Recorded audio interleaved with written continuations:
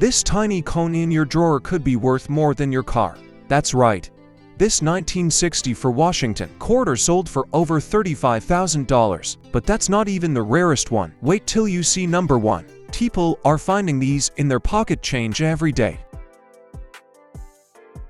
Our first coin takes us back to 1966, a year when the US Mint made one of its biggest changes in history. You see, before 1965, quarters were made of 90% silver, real silver. But in 1965, silver prices shot up, and the Mint decided to remove silver from circulating coins. The 1966 Washington quarter was supposed to be made from copper and nickel only. No silver at all. But here's where things get interesting. A few transitional error coins slipped through the cracks. 1966 quarters that were accidentally struck on leftover silver plankets from 1964. Imagine that, a 1966 coin made of silver when it wasn't supposed to be. These error coins are incredibly rare.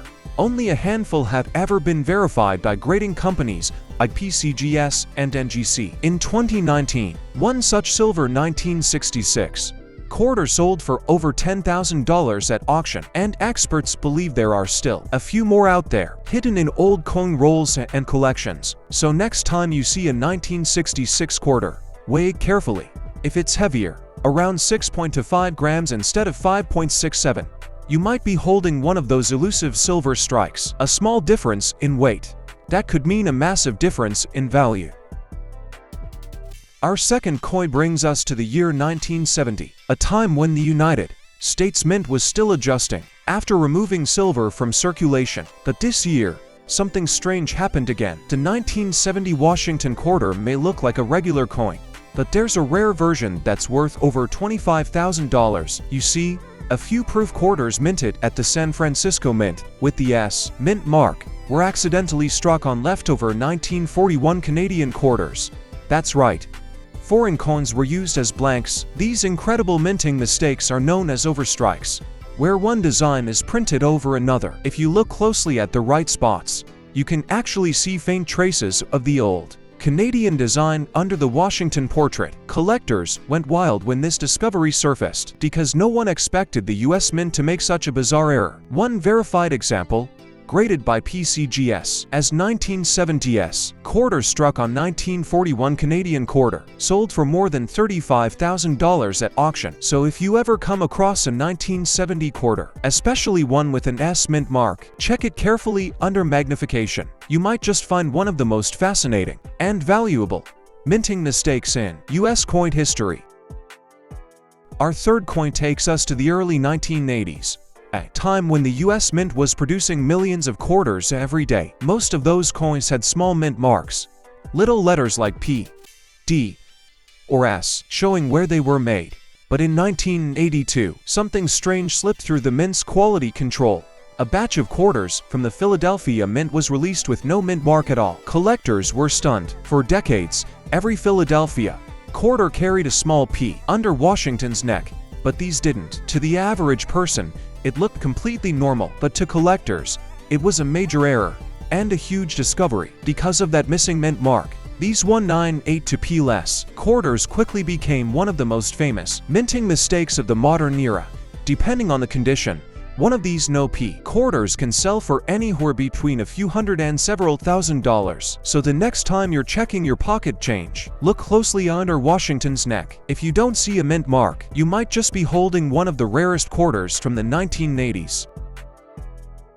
Our fourth coin takes us to 2004, the year the US Mint released the Wisconsin State Quarter as part of the 50 State Quarters program. The design featured a cow, a wheel of cheese, and an ear of corn, celebrating Wisconsin's rich farming heritage. But when these quarters hit circulation, collectors noticed something strange. Some of them had an extra leaf on the corn, something that wasn't supposed to be there at all. There were actually two types of this mistake, one called the extra high leaf, and the other the extra low leaf. No one knows exactly how it happened. Some say it was a die gouge, others believe it might have been an intentional joke by a mint worker. Either way, these tiny extra leaves turned an ordinary quarter into a collector's treasure.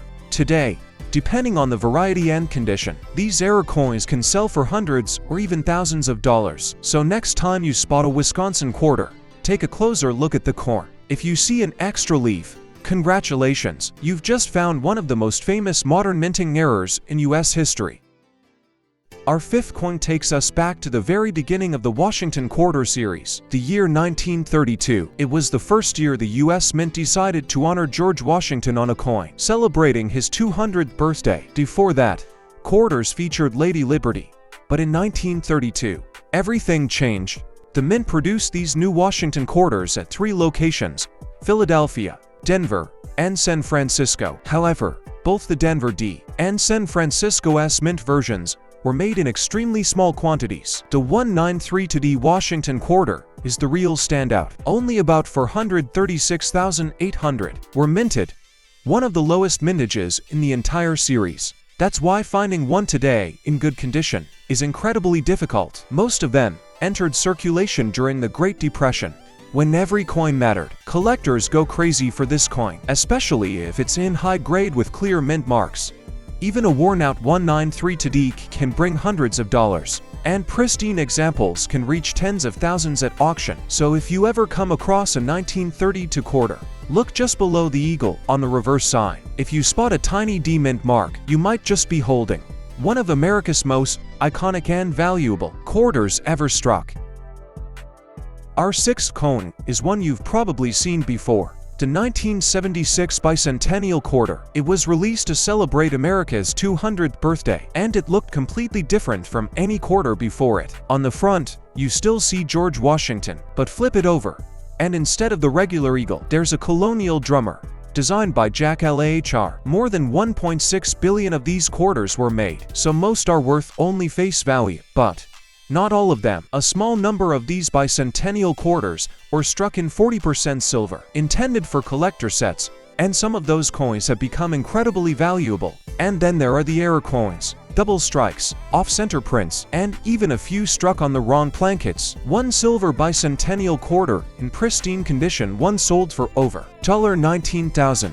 So next time you see a 1976 quarter, don't ignore it. Check the edge.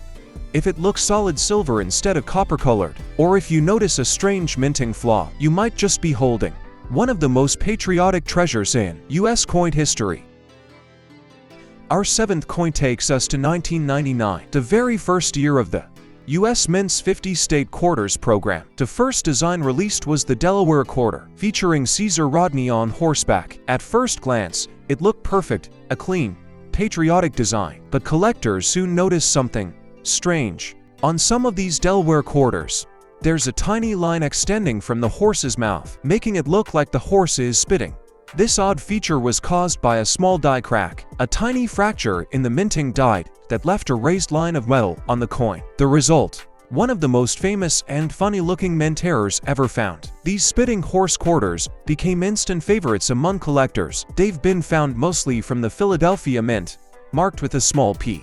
Even though it's not super rare, it's a fantastic example of how tiny minting mistakes can create huge excitement in the coin world. High-grade examples of this error, especially uncirculated ones, can still sell for $100 to $500, depending on condition. So, if you ever come across a 1999p Delaware quarter, take a close look at that horse's mouth. If it looks like he's spitting, you've just found one of the funniest treasures in modern coin history.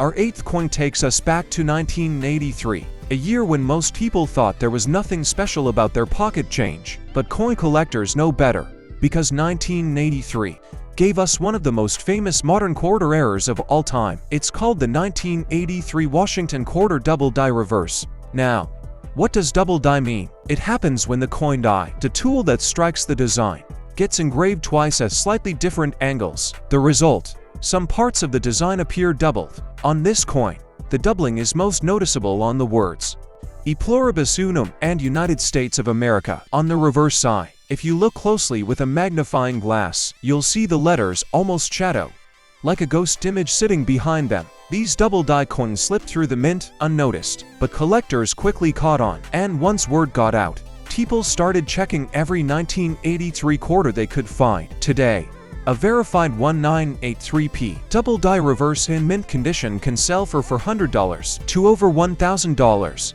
depending on grade and visibility of the doubling. So, Next time you come across a 1983 quarter, grab a magnifier and look at those letters carefully. You might be holding a simple 25-cent coin worth hundreds of dollars.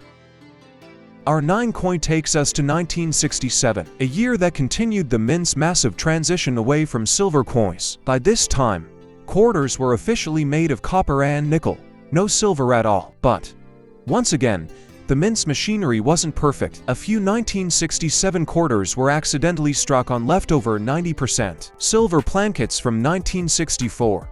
These rare transition errors escaped into circulation, looking nearly identical to regular 1967 quarters, except for one key difference: the weight. A normal 1967 quarter weighs about 5.67 grams, but a silver one weighs closer to 6.25 grams. Collectors discovered this years later, and a few of these coins were weighed and tested, revealing solid silver content. Only a handful are confirmed by grading companies like PCGS and NGC, making them some of the rarest modern quarters ever found. If you ever come across a shiny 1967 quarter, don't ignore it. Weigh it carefully, because it might just be one of those forgotten silver survivors worth $8,000 or more. Our 10th coin takes us to 2005, when the US Mint released the Kansas State Quarter. At first glance, it looked perfectly normal, a proud buffalo standing beneath the words, "In God We Trust." But some sharp-eyed collectors noticed something strange. On a few coins, the T in trust was missing, making it read "In God We Rust." At first, people thought it was fake, a joke, maybe a trick. But it turned out to be real, caused by grease or debris that filled the die during minting, preventing the T from being fully stamped. So instead of trust, the coin came out saying rust. This minting error spread quickly through circulation, and collectors everywhere started hunting Kansas quarters. Even today, these coins sell for $100 to $300 depending on condition and visibility of the missing letter. It's one of those errors that makes you smile and wonder, how could something so small become so valuable? So next time you find a Kansas quarter in your change, check that word carefully, because if it says "In God We Rust," you just found a legendary minting mistake. Thanks for watching our top 10 Washington quarters video. If you enjoy it, don't forget to hit the like button and subscribe to our channel. Tell us in the comments which Washington quarter was your favorite. More rare coin videos are coming soon. Until then, keep collecting and stay curious.